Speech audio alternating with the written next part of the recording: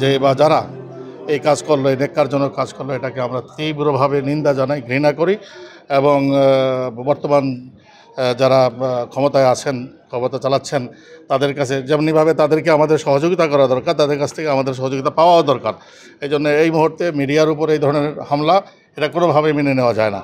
মিডিয়াকে মুক্ত থাকতে দিতে হবে, স্বাধীন থাকতে দিতে হবে, তারা যেন কাজ করতে পারে, এর মধ্যেই গণতন্ত্রের সৌন্দর্য ফুটে উঠবে। এই জন্য আমরা নিরপেক্ষ তদন্তের মাধ্যমে দোষীদেরকে অতি দ্রুত বিচারের আওতায় আনার জন্য আমরা জোর দাবি জানাচ্ছি। এই ঘটনাকে আমরা তীব্রভাবে নিন্দা জানাচ্ছি। সামনে যেন কেউ করতে না পারে, এই ধরনের নিরাপত্তা দেওয়ারও আমরা জোর দাবি জানাচ্ছি। আর হেফাজতে ইসলাম সবসময় আপনাদের পাশে আছে ইনশাআল্লাহ। এই ধরনের শান্তির জন্যই তো এই বৈষম্য বিরোধী আন্দোলন করেই তো দেশের স্বাধীনতা আনা। তাহলে আমরা এখানে বৈষম্য তৈরি করতে যাব কেন? কারোর স্বার্থ যদি বিঘ্নিত হয়, তাহলে সেই স্বার্থ উদ্ধারের জন্য, সেই স্বার্থ তাকে পাইয়ে দেওয়ার জন্য হেফাজতে ইসলাম আপনাদের পাশে এবং মিডিয়ার পাশে সবসময় আছে ইনশাআল্লাহ। আমরা একটা সুন্দর বাংলাদেশ দেখতে চাই, সেখানে মানে মিডিয়ার রোল তো সবচেয়ে বেশি।